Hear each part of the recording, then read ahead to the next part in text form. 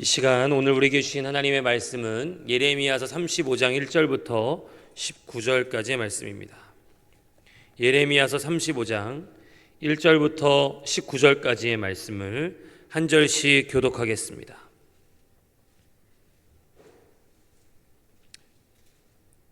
제가 먼저 읽겠습니다. 유다의 요시야 왕의 아들 여호야김 때에 여호와께로부터 말씀이 예레미야에게 임하여 이르시되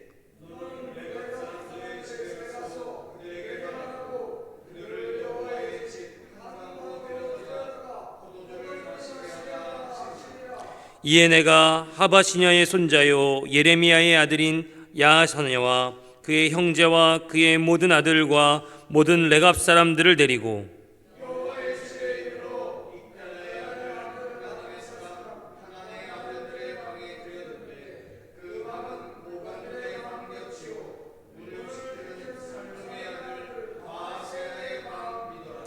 내가 레갑 사람들의 후손들 앞에 포도주가 가득한 종지와 술잔을 놓고 마시라 권하매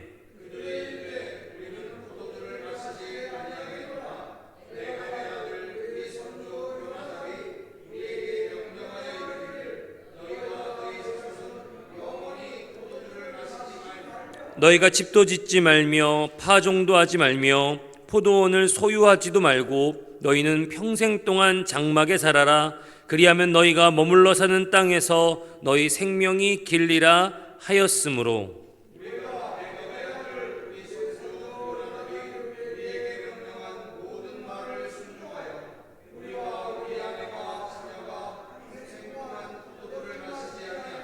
살 집도 짓지 아니하고 포도원이나 밭이나 종자도 가지지 아니하고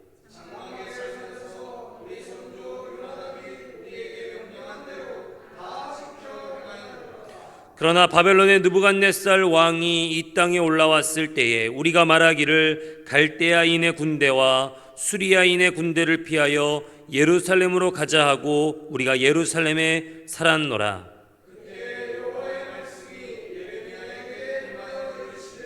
만군의 여호와 이스라엘의 하나님께서 이와 같이 말씀하시니라. 너는 가서 유다 사람들과 예루살렘 주민에게 이르기를 너희가 내 말을 들으며 교훈을 받지 아니하겠느냐 여호와의 말씀이니라.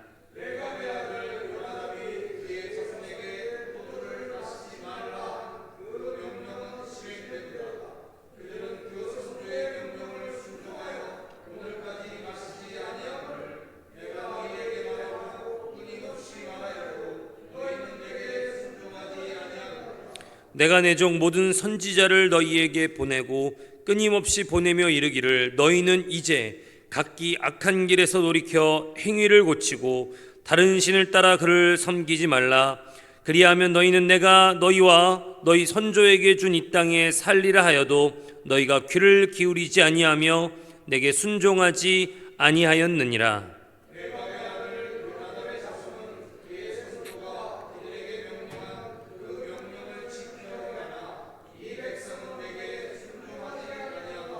그러므로 만군의 여호와 이스라엘의 하나님께서 이와 같이 말씀하시니라. 보라, 내가 유다와 예루살렘의 모든 주민에게 내가 그들에게 대하여 선포한 모든 재앙을 내리리니 이는 내가 그들에게 말하여도 듣지 아니하며 불러도 대답하지 아니함이니라 하셨다 하라.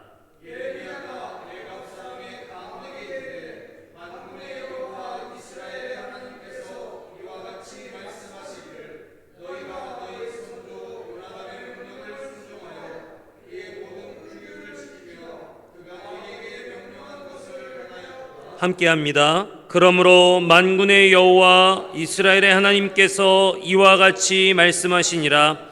레갑의 아들 요나답에게서 내 앞에 설 사람이 영원히 끊어지지 아니하리라 하시니라. 아멘. 우리는 어제까지만 해도 시드기야 시대의 일을 이야기하다가 예레미야 35장을 넘어오게 되면 시드기야 시대보다도 왕이 두 번이나 바뀌기 전인 여호야김 시대의 이야기로 거슬러 올라가게 됩니다. 그런데 이렇게 시간을 역순해서 34장과 35장에 배치게 된 이유가 있는데 바로 34장에서 우리는 지독히도 순종이 힘든 이 언약 백성들의 영적인 실태를 우리가 봤기 때문이죠. 그들은 하나님 앞에서 자신의 동포였던 유대 민족들을 포로에서 풀어주고 자유민이 되게 해주고 이제 편하게 살리라 선포하였지만, 그들의 상황이 조금 좋아지고 형편이 나아지자마자 다시 풀어주었던 자신의 이웃과 동포들을 다시 붙잡아다가 노예로 삼는, 하나님 앞에 드렸던 언약을 손바닥 뒤집듯이 뒤집는 그런 완악한 모습을 보이게 됩니다. 그런데 35장에서는 이 언약 백성들과 대비되는 한 무리의 사람들을 소개하는데, 그들은 바로 레갑 족속이라 불리는 사람들의 이야기입니다. 이 레갑 사람들은 광야에서 양을 치는 겐 족속의 일파였는데요. 이 겐 족속이 누구냐 하면 모세의 장인인 이드로의 후손들 중에 한 사람이었습니다. 여러분, 사실 히브리 사람들이 출애굽할 때 애굽에서 탈출한 것은 히브리 사람뿐만 아니라 수많은 잡족들도 함께 나왔다라는 기록이 있습니다. 그 이유는 애굽이 당시 세계 최강대국으로서 여러 나라 사람들을 포로로 잡아다가 노예로 삼았기 때문이죠. 그래서 이스라엘의 해방은 곧 작은 의미에서는 열방의 해방, 온 세상의 해방이기도 했던 것입니다.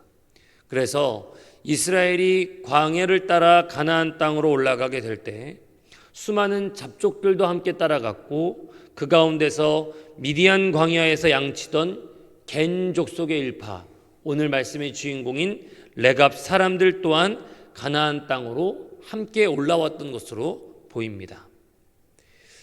그런데 이들은요, 사실은 성경에 자주 등장하는 인물이 아니고, 하나님께서 집중해서 성경에 등장하는 부분은 오늘 예레미야서 35장밖에는 없습니다.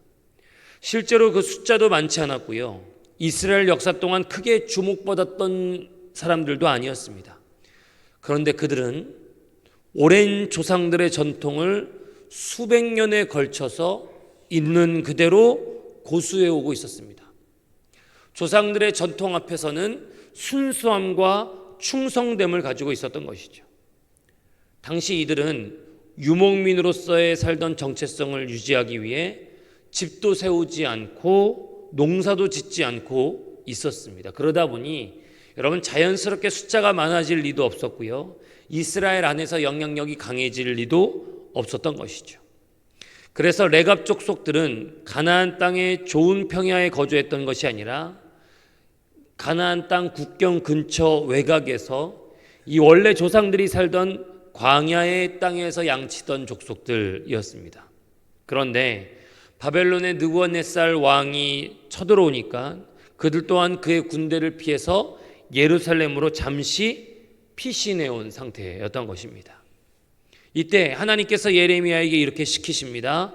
저 레갑 사람들을 여호와의 성전에 데려다가 포도주를 마시게 하라라는 겁니다. 여러분, 놀라운 건 다른 데도 아니라요, 여호와의 성전에서 포도주를 마시게 합니다.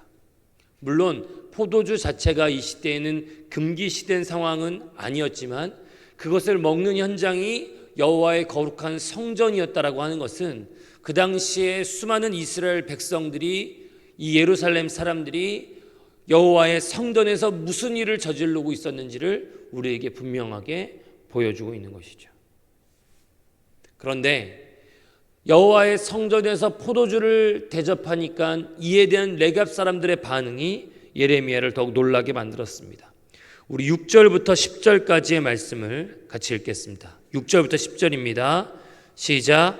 그들이 이르되 우리는 포도주를 마시지 아니하겠노라. 레갑의 아들 우리 선조 요나답이 우리에게 명령하여 이르기를 너희와 너희 자손은 영원히 포도주를 마시지 말며 너희가 집도 짓지 말며 파종도 하지 말며 포도원을 소유하지도 말고 너희는 평생 동안 장막에 살아라. 그리하면 너희가 머물러 사는 땅에서 너희 생명이 길리라 하였으므로 우리가 레갑의 아들 우리 선조 요나답이 우리에게 명령한 모든 말을 순종하여 우리와 우리 아내와 자녀가 평생 동안 포도주를 마시지 아니하며 살 집도 짓지 아니하며 포도원이나 밭이나 종자도 가지지 아니하고 장막에 살면서 우리 선조 요나답이 우리에게 명령한 대로 다 지켜 행하였노라. 아멘.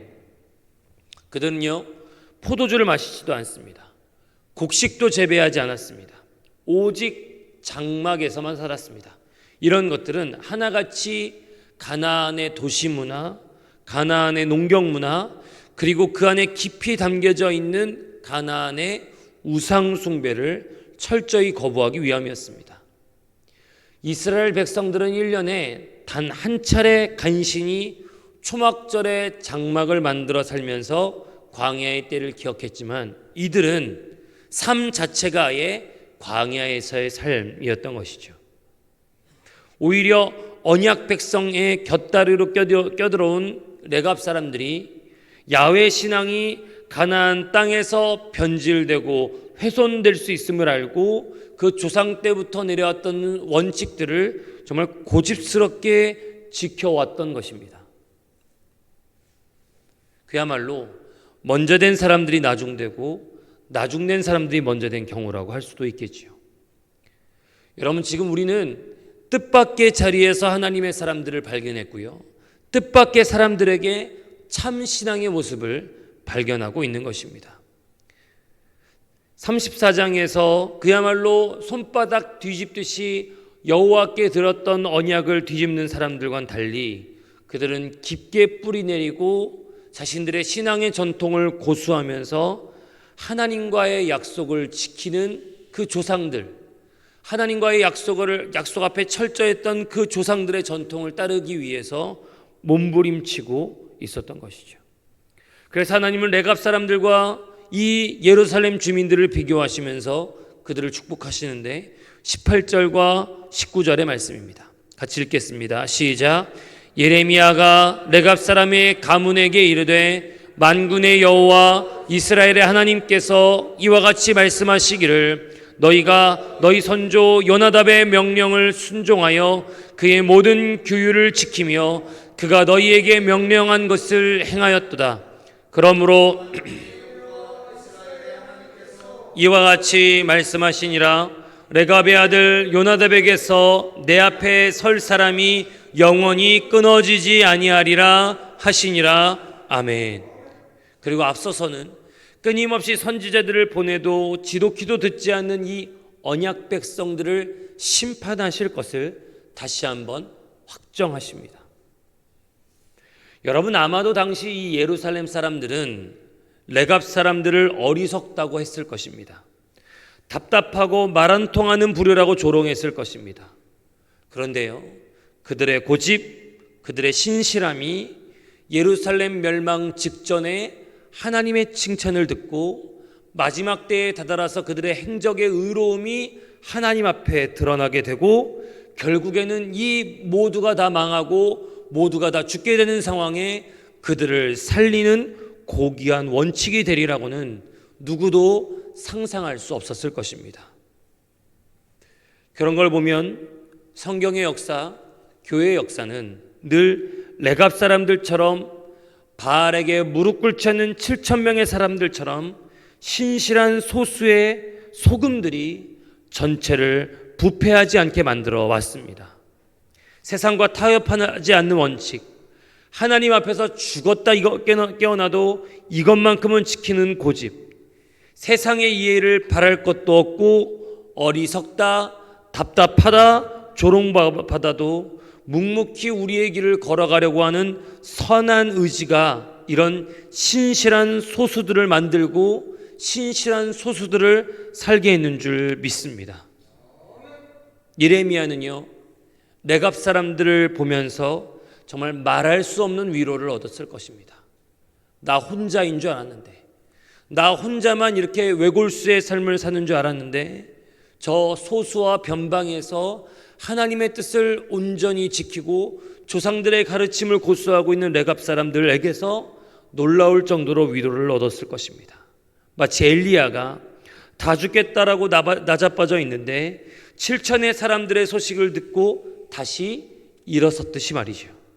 여러분, 분명히 있습니다. 신실한 하나님의 사람들에게 위로를 주고 소망을 주는 이런 사람들이 분명히 있습니다. 메시아로 이어지는 구약의 역사는 이처럼 신실한 소수, 빈들에서 하나님의 말씀에 집중했던 세례 요한과 같은 신실한 남은 자들로 완성되었습니다. 그렇다면 오늘날 교회의 역사, 주님 다시 오실 길의 역사 또한 레갑 사람들과 같이 구별된 소수, 신실한 남은 자들을 필요로 하는 줄 믿습니다. 의인 10명만 있었다면 소돔과 고모라가 살 수 있었듯이 우리가 이 시대와 이 나라를 지탱하고 버텨주는 의인이 되어야 하는 것이죠. 우리의 신실함으로 또 다른 누군가에게 위로가 되어야 합니다. 우리의 거룩한 고집으로 가정을 버텨내고 교회를 버텨내며 시대를 버텨내야 할 수 있을 줄 믿습니다. 다니엘이 비록 이름을 바꾸고요, 바벨론의 학문을 다 배울지라도 뜻을 정하여 음식을 먹지 않고 스스로를 구별해냈던 것처럼 오늘 하나님이 기뻐하시고 온전한 뜻이 무엇인지를 날마다 분별해낼 줄 믿습니다. 우리 청결린교회 새벽 예배자들이 비록 아무도 알아주지 않을지라도 우리의 거룩한 원칙과 하나님의 뜻에 합당한 고집으로 말미암아 세상과 구별되어 마지막 때에 레갑 사람들과 같이 영원히 끊어지지 아니하리라는 거룩한 약속받는 하나님의 사람들 되시기를 주님의 이름으로 축복합니다.